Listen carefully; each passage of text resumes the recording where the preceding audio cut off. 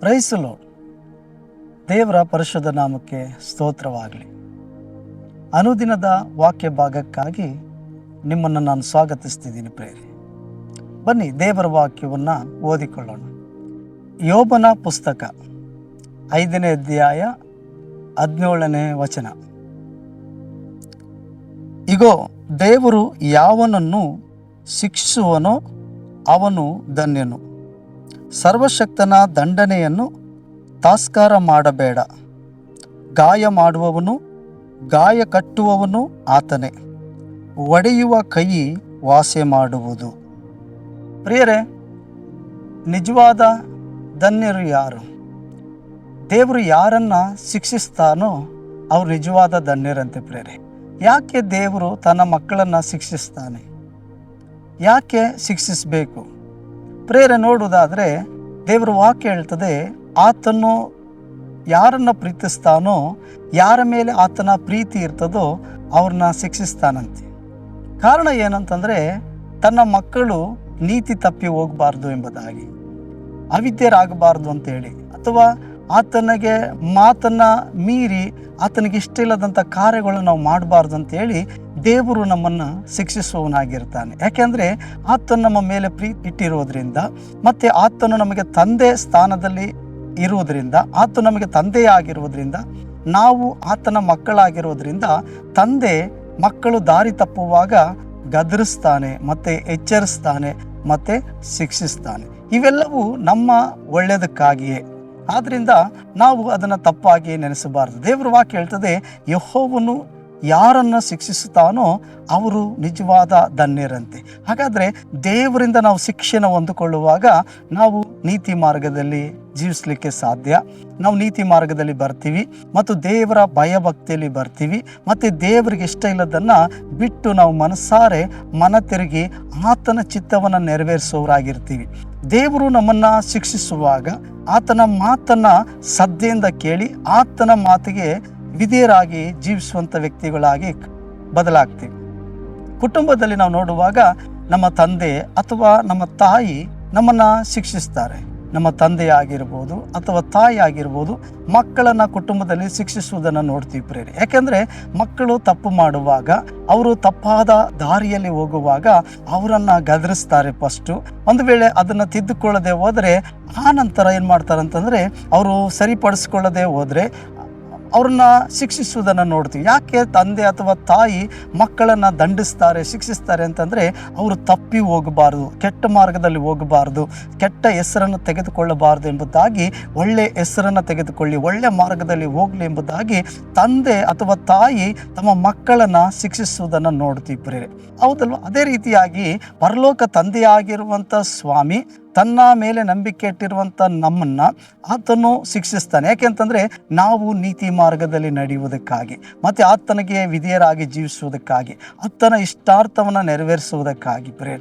ಆದ್ದರಿಂದ ಗಾಯ ಮಾಡುವ ಕೈ ಗಾಯವನ್ನು ಕಟ್ಟುತ್ತದಂತೆ. ಹಾಗಾದರೆ ಪ್ರೇರೆ, ದೇವರು ಒಂದು ವೇಳೆ ನಿಮ್ಮನ್ನು ಶಿಕ್ಷಿಸಿರ್ಬೋದು, ನೀವು ದೇವರಿಂದ ಶಿಕ್ಷೆಗೆ ಒಳಗಾಗಿರ್ಬೋದು, ನೀವು ದೇವರಿಂದ ಶಿಕ್ಷಿತರಾಗಿರ್ಬೋದು.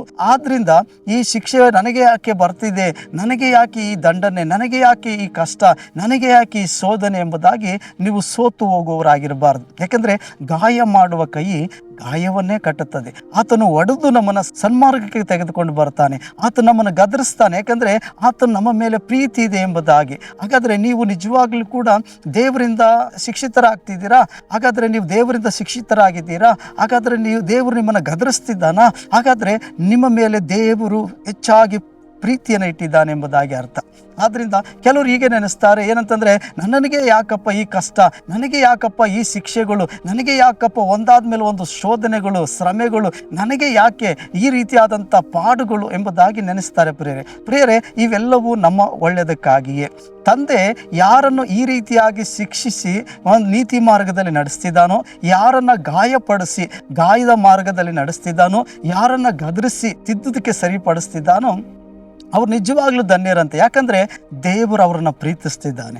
ತಂದೆ ನಮ್ಮ ಮೇಲೆ ಪ್ರೀತಿ ಇರುವುದರಿಂದ ಈ ರೀತಿಯಾಗಿ ನಮ್ಮನ್ನು ತನ್ನ ಚಿತ್ತಾನುಸಾರವಾಗಿ ರೂಪಿಸುವುದಕ್ಕಾಗಿ ನಮ್ಮನ್ನು ಶಿಕ್ಷಿಸ್ತಿದ್ದಾನೆ. ಪ್ರಿಯರೇ ನೋಡಿ, ದೇವರು ವಾಗ್ದಾನವನ್ನು, ದೇವರ ಚಿತ್ತವನ್ನು ಸಂಪೂರ್ಣವಾಗಿ ಯೋಸೇಫನಲ್ಲಿ ನೆರವೇರಿಸುವುದಕ್ಕಾಗಿ ದೇವರು ಆತನ ಶಿಕ್ಷೆ ಮಾರ್ಗದಲ್ಲಿ ತೆಗೆದುಕೊಂಡೋದ. ಆತನು ಶಿಕ್ಷಿತವಾದ ಮಾರ್ಗದಲ್ಲಿ ಹೋದನು ಎಂಬುದಾಗಿ ನಾವು ನೋಡುತ್ತೀವಿ. ದಾವೀದನ ಜೀವಿತದಲ್ಲಿ ನೋಡಿ, ದಾವೀದನ ಜೀವಿತದಲ್ಲೂ ಕೂಡ ದೇವರು ಶಿಕ್ಷೆ ಕೊಟ್ಟಿದ್ದೇನೆ, ಆತನನ್ನು ತಿದ್ದು ಅಥವಾ ಆತನ ತಪ್ಪು ಮಾಡಬಾರ್ದು ಎಂಬುದಾಗಿ, ತಪ್ಪಾಗಿ ಹೋಗಬಾರ್ದು ಎಂಬುದಾಗಿ ಆತನ ಗದರಿಸಿ, ಆತನಿಗೆ ಗಾಯಪಡಿಸಿ, ಮತ್ತು ಆತನ ಗಾಯವನ್ನು ಕಟ್ಟಿ ಆತನ ಉನ್ನತ ಸ್ಥಾನಕ್ಕೆ ತೆಗೆದುಕೊಂಡು ಬಂದರು. ಒಂದು ವೇಳೆ ಪ್ರೇರೆ ನೀವು ಇವತ್ತು ಗಾಯಪಟ್ಟವರಾಗಿರಬಹುದು, ಇವತ್ತು ಬಾಧೆಯಲ್ಲಿರಬಹುದು, ಒಂದು ವೇಳೆ ನೀವು ದೇವರು ನಿಮ್ಮನ್ನು ಗದರಿಸಿರ್ಬೋದು, ಒಂದು ವೇಳೆ ನೀವು ದೇವರಿಂದ ಪೆಟ್ಟನ್ನು ತಿಂದವರಾಗಿರ್ಬೋದು. ಸೋತು ಹೋಗಬೇಡಿ. ನಿಜವಾಗಲೂ ಕೂಡ ಇದಾದ ನಂತರ ನಿಮಗೆ ಮಹಿಮೆಯಾದ ಕಿರೀಟವನ್ನು ಆತನು ತೊಡಿಸ್ಲಿಕ್ಕಿದ್ದಾನೆ. ನಿಮಗೂ ನಮಗೆ ಮಹಿಮೆಯಾದ ಕಾರ್ಯವನ್ನು ಮಾಡಲಿಕ್ಕಿದ್ದಾನೆ. ಯಾಕೆಂತಂದರೆ ಆತನು ನಮ್ಮನ್ನು ಶಿಕ್ಷಿಸ್ತಿದ್ದಾನೆ ಅಂತಂದರೆ ಆತನ ಒಂದು ಒಳ್ಳೆಯ ಉದ್ದೇಶಕ್ಕೋಸ್ಕರನೇ, ಒಂದು ದೊಡ್ಡ ಯೋಜನೆಗೋಸ್ಕರ ನಮ್ಮನ್ನು ಶಿಕ್ಷಿಸಿ ರೂಪಾಂತರ ಪಡಿಸ್ತಿದ್ದಾನೆ ಎಂಬುದಾಗಿ ನಾವು ತಿಳ್ಕೊಳ್ಬೇಕು. ಆದ್ದರಿಂದ ಸೋತು ಹೋಗಬೇಡಿ. ನೀವು ದೇವರಿಂದ ಶಿಕ್ಷಿತರಾಗ್ತಿದ್ದೀರಾ, ಹಾಗಾದರೆ ನಿಜವಾಗ್ಲೂ ನೀವು ಧನ್ಯರಾಗಿದ್ದೀರಿ. ಮತ್ತು ಇದಾದ ನಂತರ, ಇದು ಪರಿಶೋಧಿತರಾದ ಮೇಲೆ, ಅಂದರೆ ಈ ಒಂದು ಶೋಧನೆಯನ್ನು ನೀವು ದಾಟಿದ ಮೇಲೆ ನಿಮಗೆ ಜೀವವೆಂಬ ಜಯಮಾಲೆಯು ನಿಮಗೆ ದೊರಕಲ್ಪಡುತ್ತದೆ.